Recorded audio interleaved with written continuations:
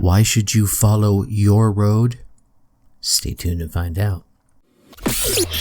Welcome. Okay, here's the question. Serious? How are we dark horses? You know, the ones everyone is betting against, the ones they don't expect to win, place, or even show on the track, and they'll even laugh on us when we talk about trying. How do we show the world our greatness and triumph? Come on. Well, that's the question, and this podcast will give you the answers. Let's go. This is The Dark Horse Entrepreneur. My name is Tracy Brinkman. And push it up. What is up? What is up? What is up, my Dark Horse friends and family? Welcome back to your weekly dose of Golden Shovel Learning. I'm your Dark Horse host, Tracy Brinkman, and you, well, that, my friends, is infinitely more important. You are a driven entrepreneur, or perhaps you're one in the making. Either way, you're here because you're ready to start, restart, kickstart, and just start leveling up with some great marketing, personal, or business tips and results in order to build that beautiful business of yours into the empire it absolutely deserves to be. That's why I'm here bringing you these guests on what I believe, or those who I believe will help deliver the value to this podcast, to bring you those benefits, get you that value that you may be missing. And I know you don't want to miss a single episode of this podcast, the Dark Horse Entrepreneur Podcast. So what you need to do is go on down there and hit that subscribe button. And as long as you're down there, you may as well give us a 5-star rating and drop us some kind words in the reviews. It is those subscribes, ratings, and reviews that tell all those podcast platforms out there that you are getting that value. So they'll give us a little lift up in the rankings so that we can reach more driven entrepreneurs just like you. So please take a moment, show the love, and help spread the word. I appreciate you. Now, today we have none other than the gal with the golden shovel herself, Carmen Ventrucci, right? Oh man, I hope I didn't tear that up. She's going to be talking about RV adventures, why you should follow your road, how she took COVID and flipped it on its ear, and she's going to be sharing some great golden shovel business tips. Plus, I'm going to let you in on next week's interview guest, who's a former Marine that started his own podcast right here in the Badger State not too long ago because he had just had enough. As per usual, the Dark Horse Corrals are chock full of personal, business, and marketing GOLD spilling from every corner of the Dark Horse Entrepreneur HQ. So let's hit to the starting gates and go. All right, my Dark Horse friends and family, today's guest is, and I didn't ask the pronunciation of this name, so I'm going to guess, and she's going to nod or shake her head at me. Carmen Ventrucci. Close enough. Oh, she's shaking her head at me. Let's pause. What do you got? How do you say that last name, Carmen? It's Carmen Ventrucci. Ventrucci. It's Uchi like Gucci. I always tell people the Uchi is the best part. The Uchi. She puts the Uchi in Ventrucci. Is that right? Is that yes? Right? Okay. All right. Now let's get back to the intro here. Thank you, Carmen. Now, according to Carmen, there are really two reasons to start a business, and I vibe with this: to help those you serve, and to provide value so that you can go do whatever you want. I totally dig that. Carmen not only gets this, but she embodies this philosophy in her actions, her life, and her business. Carmen is best known as the girl with the golden shovel. And when you see the clips from this, you'll see the golden shovel poised right behind her there.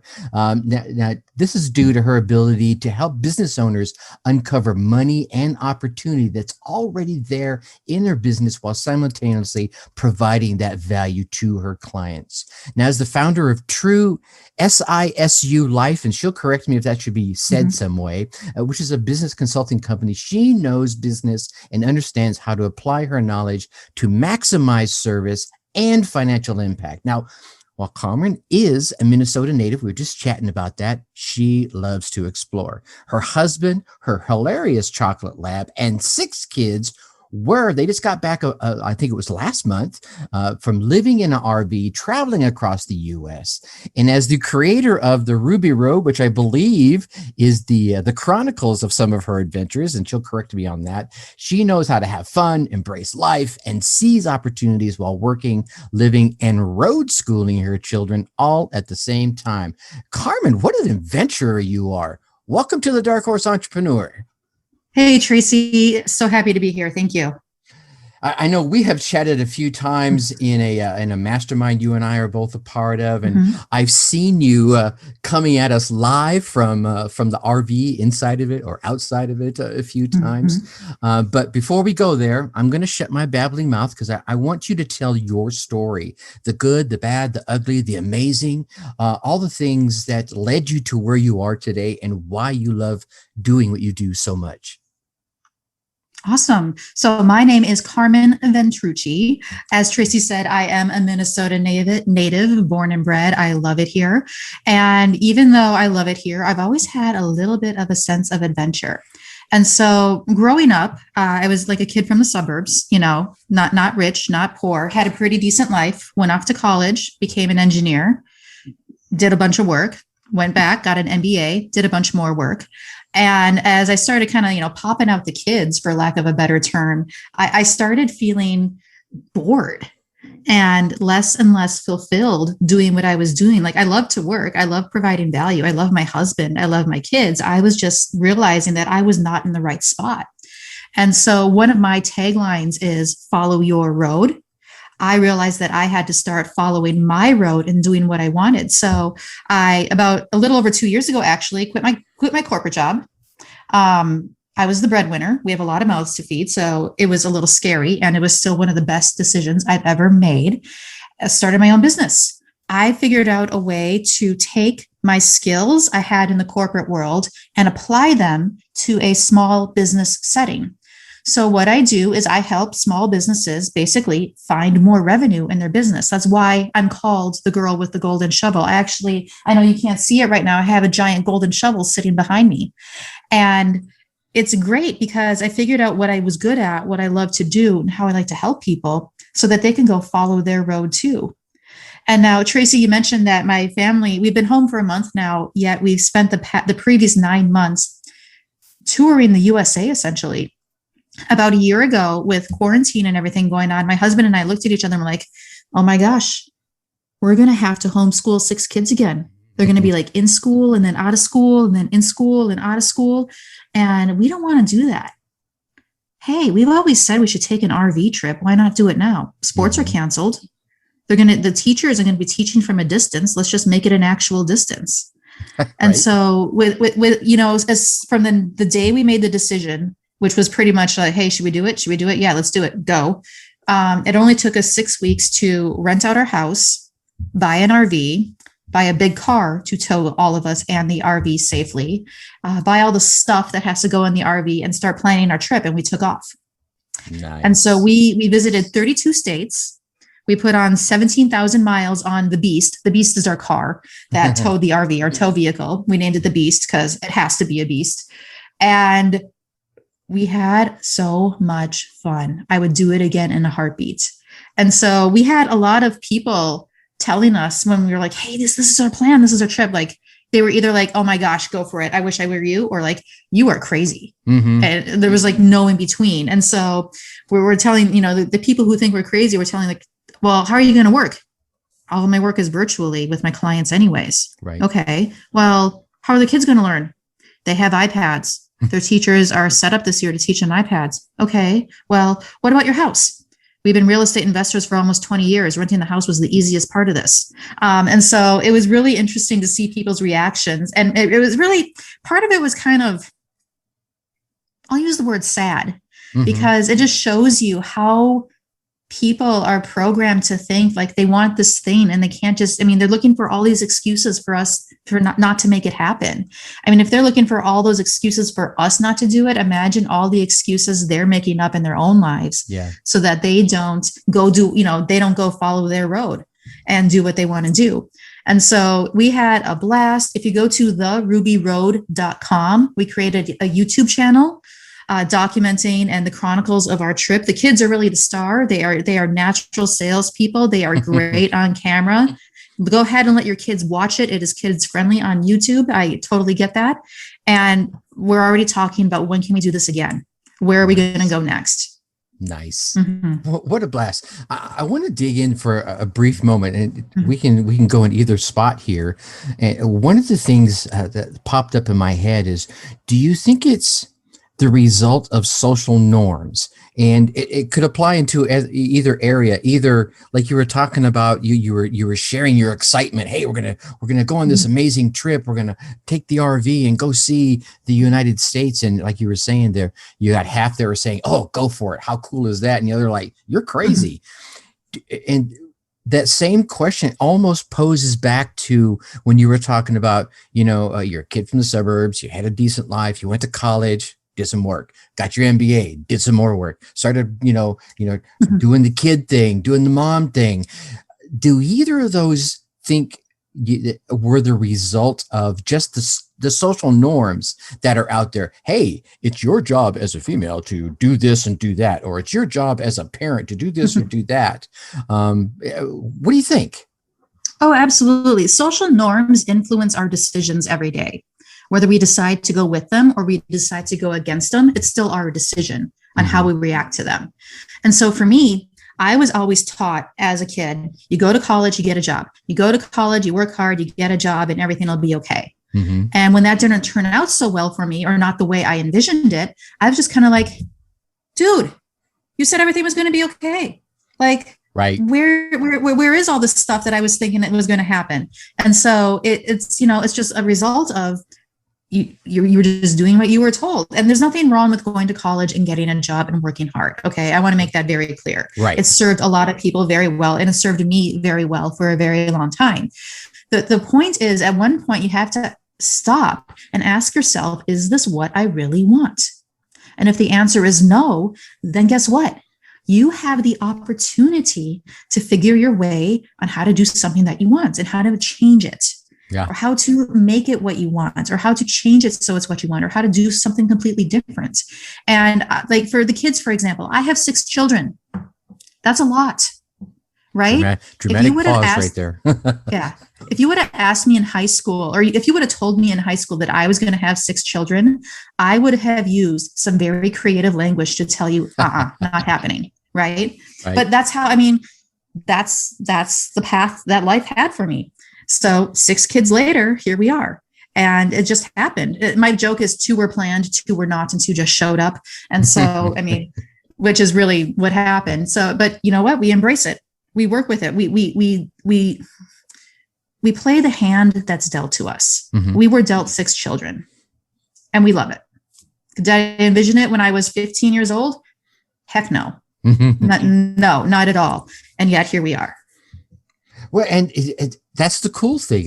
You're saying it every time you're saying 6 children, you don't say it with a sad face. You don't say it like, oh my God, I got 6 children. You're saying it with joy, right? And you're, obviously you were espousing them being the stars of the rubyroad.com. So obviously you enjoyed that fact, even though you didn't expect it.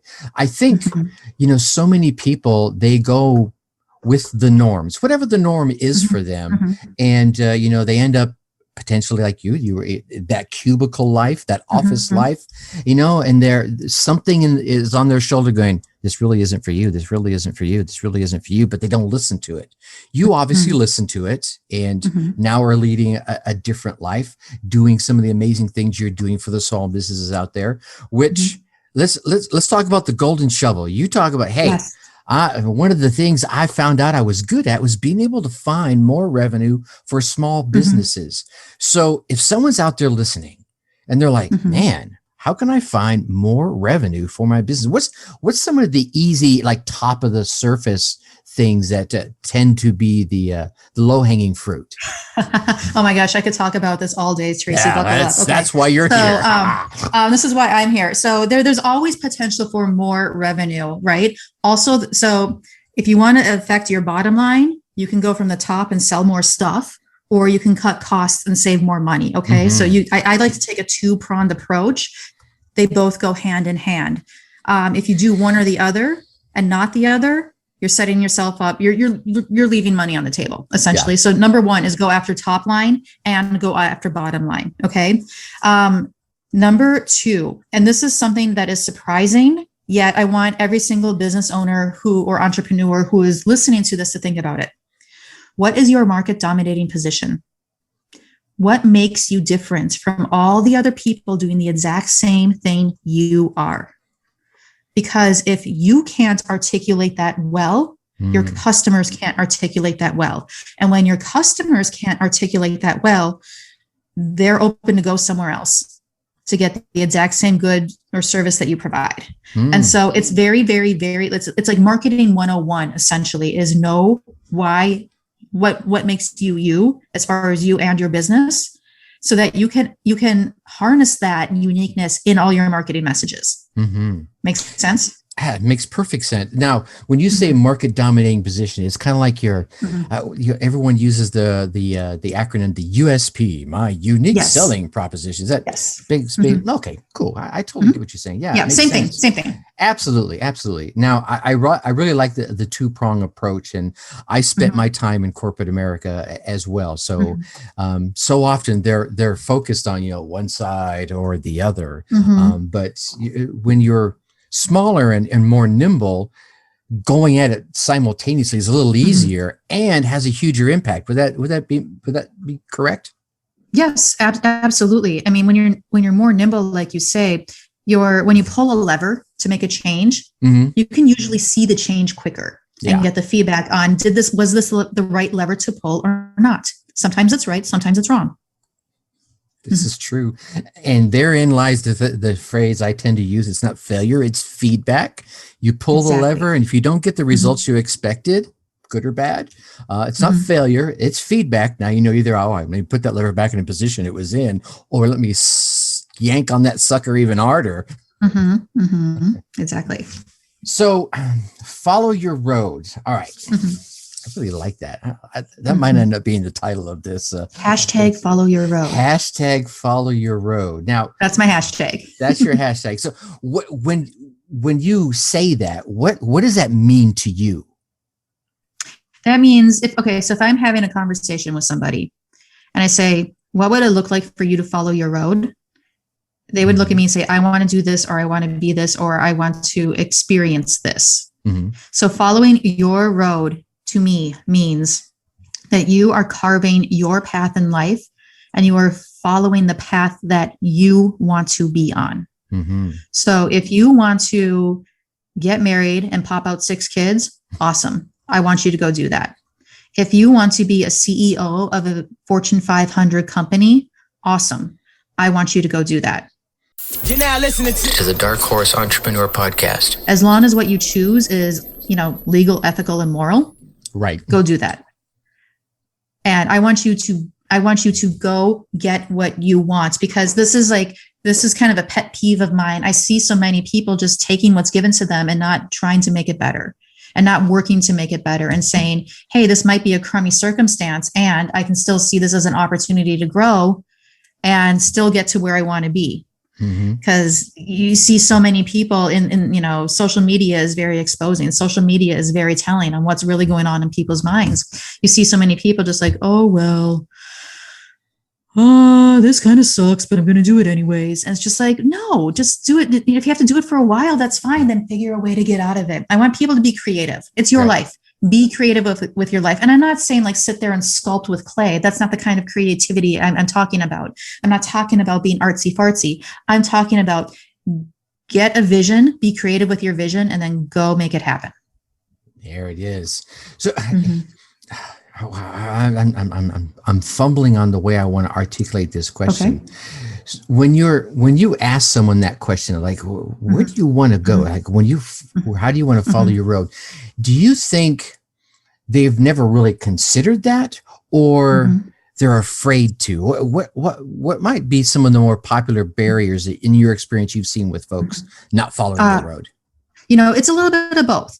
And so it really depends on who you are, Tracy. So some people just never gave themselves permission to dream big and figure out, hey, I want to go on a 9-month RV trip. Let's figure out how to make it happen. They would just be like, oh no, I can't do that for whatever reason. Right. Some people are afraid. Fear is real. And it's an emotion that we all share as humans. My take on fear, and you already mentioned this, fear is feedback. And so I remember when I wrote my first book, and it wasn't just my book, it was one chapter and a book of like 10 other authors. And so there's 10 authors each writing a chapter to make a book. Oh, and okay. I was freaking out. It's not even a whole book about me or from me. It's one chapter in a book. And I'm like, oh my God, oh my God, oh my God, oh my God, oh my God, oh my God, oh my God. People are going to read this. What if it's not good? What if they hate it? What if they love it? Oh my gosh. And just the amount of fear I had about writing one chapter for a book was absolutely disproportionate to like that, the actual situation. Right. And what I realized is that I stopped and said, hey, I have a little fear around this. That means this is really important to me. That means this is something I really want to do and do well at. Okay, because I want to do well at this, how do I do well at this? For me, it was just like making sure I had draft 1 done by this date. I put an action plan behind it essentially to make sure I wrote something that was good. And I had a couple of people review it who I trusted and gave me input. And you know what? It ended up being really good. And so now I've done like 5 or 6 of these books, and it's just like, no problem. I just had to get over that initial fear of doing it the first time. Nice. And so for me, yes, people experience fear every day. I think it's feedback. Yeah. Fear is feedback. Failure is feedback. Mm-hmm. I think one of the things that really rung with me is what you said about that fear being disproportionate to the actual event or the task or whatever it is, the dream, right? The fear is there. Yeah, I get it. And I think sometimes we blow up that fear like a balloon so that it blocks out our dream. I think it kind of comes back to that social pressure where we're like, I'm going to make the excuses to myself. I'm too old. I'm too young. I'm too poor. I'm too this. I'm too that. I'm too stupid. I don't know what it is, but I think we make it disproportionate so that we don't have to step into the fear. I think for me, one of the big things I like to say about fear is you really don't have to be courageous for a long time. You usually have to muster up about 3 seconds of courage. That's it. About 3, maybe 5. Because once you're brave for that first 3 seconds, it's like, oh, you really see how disproportionate that fear is. And like you were saying, you built that plan that was, for me, I think that's kind of you stepping into that fear. Okay, here's how I can do this. Bing, bang, bing, bang, boom. And then it just started to roll. Maybe not that easy, but certainly. Does that make sense? Yeah, it makes sense. And I really like how you just said, now I know how I can do this. Sometimes harnessing that fear or getting over that fear is, yes, being brave for those 3 to 5 seconds because it builds confidence.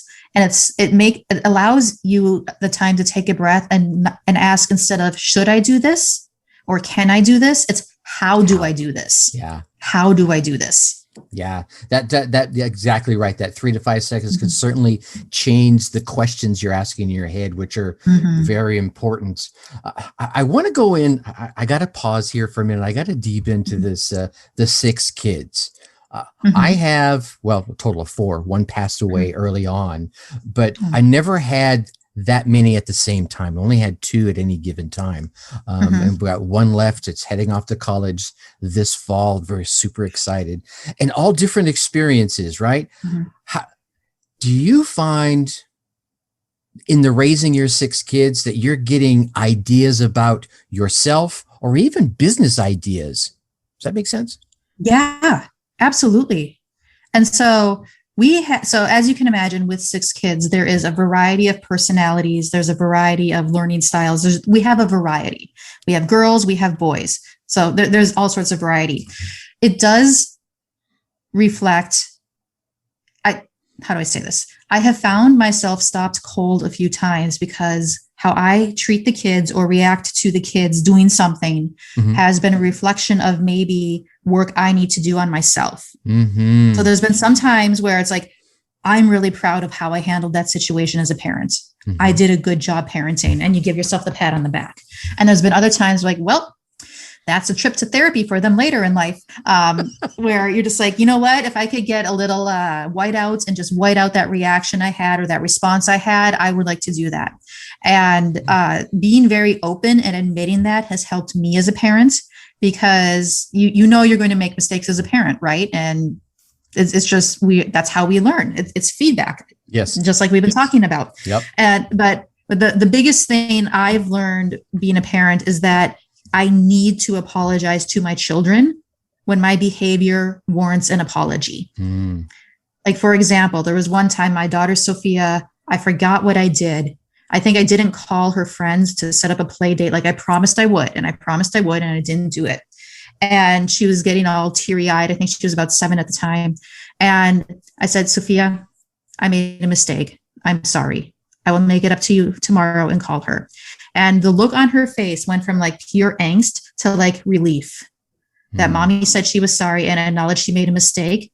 And then she gave me the biggest hug ever. And so, yes, I have learned a ton about myself as a parent. And business ideas. There's plenty of them. I'm waiting for somebody to invent Uber for kids if we can, like, so I don't have to drive my kids around all day. So I can just like know that they're safe and track where the car is. And if someone could invent Uber for kids, that would be great. If they can deliver meals, they can deliver my children's places is kind of my joke. But it's really fun to instill business sense into my kids too, because for this week, they had lemonade stands for 2 days in a row out in the front lawn.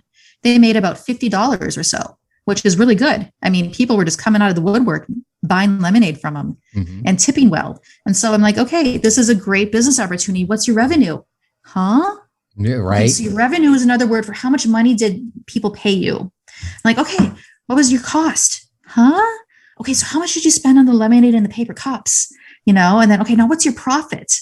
Huh? Okay, so if you take your revenue and subtract your cost, that's your profit. That's the money you get to keep. That's an important number. And they're like, oh, and then I caught him 30 minutes later, like having this big math worksheet filled out with all their numbers, and they just ran with it. That's and awesome. So, it's really fun to I love business. I'm a business nerd. I could talk about business all day. Oh, that's so cool. It's really fun to install a sense of business into them, because although my parents did with me, it was much later in life. Because if you remember, I said earlier, when I was younger, it was go to college, get a job, go to college, get a job. Not until I was in college did I start to hear, hey, you should buy some real estate as investments. You should start researching the stock market. And at that time, I'm in college, I'm going to be an engineer, because engineering was really cool at the time. Right. And no, I'm going to go run companies and be an engineer. Why do I need stock and real estate? And now it's like, oh, now I get it. Yeah. But so it's been a lot of fun to and they're, like I said, they're such natural salespeople. My daughter, Sophia, has been on stage selling before at school. Nice. Like those dads whip those wallets out so fast. It was amazing to watch. I mean, she's a closer. She is a closer. That is awesome. I think one of the cool things you said in there is in the story about the apology to your daughter, what a life lesson that it is for her as well. For me, I was just sitting there thinking that she was thinking, oh, it's okay to apologize. It's not a problem, I think so often and you've got more of them than I do, right? The kids model the behavior that we as parents, portray. And if we portray, oh, I'm to this or to that, to offer an apology, and then you wonder why, while they're not apologizing to their friends, well, maybe you need to look in a mirror, luckily it seems like your parenting skills and your coupling with obviously with your husband is working, and Uber for kids. What a cool idea, right? Yeah. Maybe we need to reach out to Elon Musk. They've got those driverless cars, right? Yeah. There you go. Maybe there's an idea that can be combined right there. Yeah. Uber for kids. Just track them, make sure they get there. And that's right. All right. Okay. So I want to be mindful of your time. I really appreciate you coming on and hanging out. You've been dropping some bombs here. So, given we're talking to the dark horses out there, they're trying to kickstart their business. What will be your number one tip for our burgeoning entrepreneurs? Oh, for the burgeoning entrepreneurs, launch. So this is a saying I picked up from one of my mentors that I really appreciate. Launch crap, and then launch crap version 2.0. And so perfection is the mother of all procrastination. And I see a lot of people get stuck because they want something to be perfect. I would rather have you take messy action, pilot it, test it, sell it, see how it goes, and then modify, and then pilot, test, and sell version 2.0. And so I always say action over waiting. There's no such thing as perfection. So I know that's a fear or a challenge a lot of people have. Get over it. My other thing is to find a mentor or seek counsel from somebody else who has done it. Because a lot of the world's problems, and in particular businesses challenges that you might encounter, have been figured out by someone else. And so build your network. So you can easily do this via social media, or now that things are opening up more, go to a networking event and just meet people, right? Right. Meet people, build your network. You don't know who you're going to meet. You don't know who you need. And ask to seek counsel. What that looks like is being very specific with your questions. So Tracy, let's say I wanted to have a meeting with you to learn how to be an awesome podcast host. Mm-hmm. I wouldn't say, hey, Tracy, I just want to pick your brain about podcasting. I would say, Tracy, I have some very specific questions on how you form your questions for your guests on podcasts. Can I have 15 minutes of your time? Right. Because then so be specific with your asks and go ask people for help. Seek counsel. Don't look for advice. Advice is all those other people who are telling me not to go on this RV trip. Yes. Seek counsel. They might not tell you whether or not you should do it. They'll tell you how to do it and do it well. Yeah. So I like how you clarified that. Seek counsel from those who have already done it. Yes. Right? Maybe they've launched CRAP 3.0 and they're on 4.0. Yeah, absolutely. Maybe they're on version 10. And yeah. That's right. Yeah. They're now flushing CRAP. There we go. There you go. Yes. All right. Well, I definitely appreciate you. Now, if anyone wants to check out Carmen and all of her goodness, where do we want to send them to? You want to go to my website. It is www.truesisulife.com. So that's TRUESISULIFE. Tracy, can I explain what Sisu means? This is kind of a fun concept. Please do.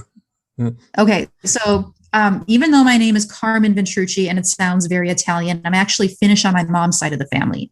Okay. And Sisu is a Finnish word. There's no direct translation into English. It pretty much means grit, determination, and tenacity, no matter the obstacle, no matter the odds. And so this is always a word I grew up hearing, especially around my grandpa, who has, passed away almost 21 years ago now. He could speak Finnish to the day he passed away.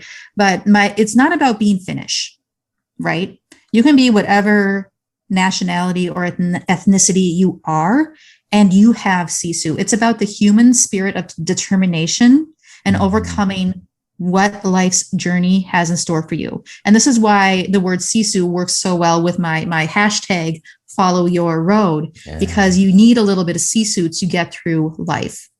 And so that's why it's part of my company name. It's just such an awesome concept. I just love the concept. I had to put it as part of my brand. I love it. I'm glad you took the time to explain that.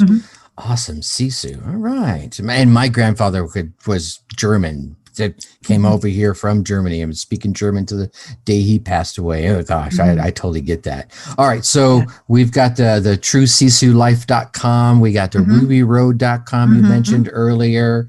I'm going to make sure that those links are done in the show notes, and we'll link them straight over to the YouTube channel in there. So if they want to check out the kids and check everything out, Carmen, definitely appreciate you coming on and hanging out. Thank you, Tracy. This was a fun conversation. All right, my Dark Horse friends and family, there you have it. Carmen Ventrucci dropping loads of golden shovel nuggets on us. What thoughts resonated with you? Whatever they were, you want to take some time today and write them down. But I'm getting ahead of myself. Let me share with you a couple of thoughts that kind of clicked with me. Thought number 1. Follow your road. Right out of the gate, Carmen reminds us and tells us the story of her following her road. She was not getting the fulfillment she once did, and continued to not get from her line of work. Right? She liked working. She enjoyed the work, but it wasn't the same. It wasn't fulfilling. So she began to follow her road to find that fulfillment. Now, this is an important lesson that a number of guests have shared either directly or indirectly a number of times. Follow your road is another way to say, find your purpose. Why the hell are you here? What's your calling? See, it's kind of that who you are and why you are here road. That road that you quite probably will lead you, unlike any other road, directly to your most fulfilling adventures. And here's the thing, even if you don't complete the fulfillment of your ultimate dream, that that Vista vision you hear me talk about as you're going along your road, just being on the road, right? And doing what you are here to do, what you were meant to do, will provide you with more fulfillment than anything else. Now, there's always some people that neglect to tell you about finding your road or your calling, and I want to address that. There's some things you need to know, right? So in episode 267, things that nobody tells you about finding your calling or following your road. I'm going to share that with you then. Thought number 2. You can take COVID and you can flip it on its ear, right? That's been craziness, right? Let's just be honest, right? Now, Carmen and her hubby took advantage of the COVID mishaps and they went on an adventure. Yeah, they had always wanted to travel. So right after the remote schooling began, they decided to make that remote really remote. Like she said, she was going to take that distance learning and make some real distance out of it. They went and they rented their house. They bought an RV and a car. And they were off on their adventure. Now, how many times have you said, I wish, or if only I could? Well, you can. I think Carmen just helps prove that, right? She packed up 6 kids and the dogs and the husband and took her business with her, right? You can take a failure, in this case like COVID, and turn it into an adventure. Now, there's a few things you're going to need to know before turning that failure into an adventure or before turning that failure into a success. And I want to share some of those things with you in episode 268, Ways to Turn Failure into an Adventure in Success. Thought number 3, top line and bottom line. Sounds so simple, right? But how many times do we forget this? Carmen reminded us that we needed to go after our top line as well as our bottom line. You see, if you focus on one versus the other, you are really, truly leaving money on the table and risking increasing some losses. This is another thing. And she didn't say it specifically, but I've seen it happen, right? So go after your top line by increasing your sales and revenue, right? And also fine tune your bottom line, adjust your pricing, hone and cut your expenses, including those interest expenses, ladies and gentlemen. Do not forget those. You're paying them. It's an expense. And I think another great thing I'm going to add in here is learn to fail quickly. Right? So that you can cut the costs of longer term learning. If you can figure out whether something's going to work in 2 months, then don't test it for a year. That's an extra cost you don't need. If you get enough data, and when I say enough data, the analysis says if you get 100 good solid points of data, you've got enough. And certainly you could do that in a reasonable amount of time. It doesn't need to be a year long. So work smart, right? Heck, get a mentor. How many times have you heard me say that, right?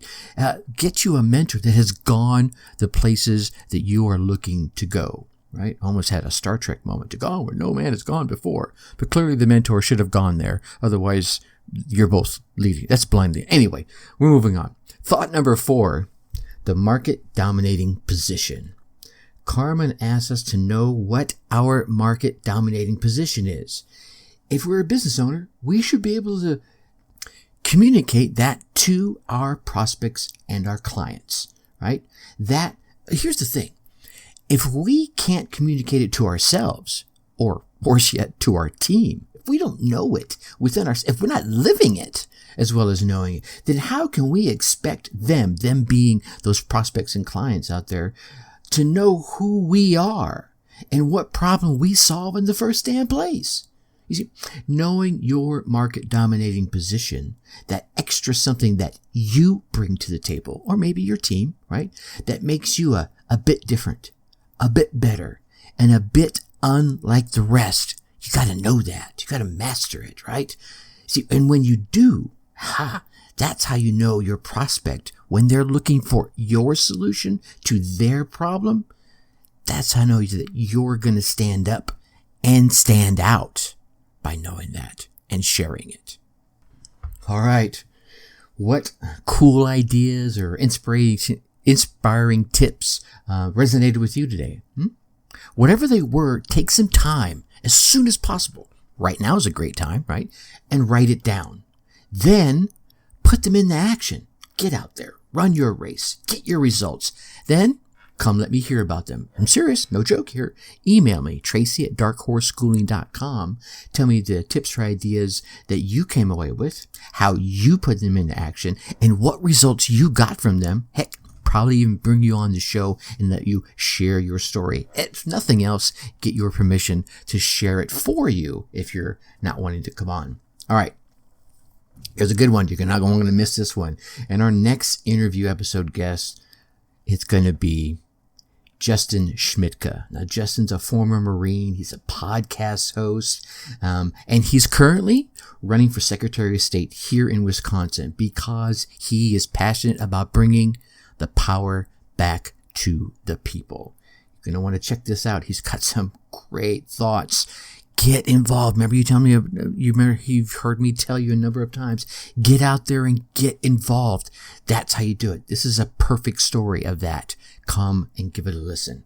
Now, I know you want to keep getting all these valuable tips as well as the inspirational stories from this podcast and the guests I'm lucky enough to bring on. So please, like I mentioned earlier, go on down there, hit that subscribe button. While you're there, may as well go ahead and leave us a 5-star rating. Drop us some kind words in the reviews. Make some suggestions.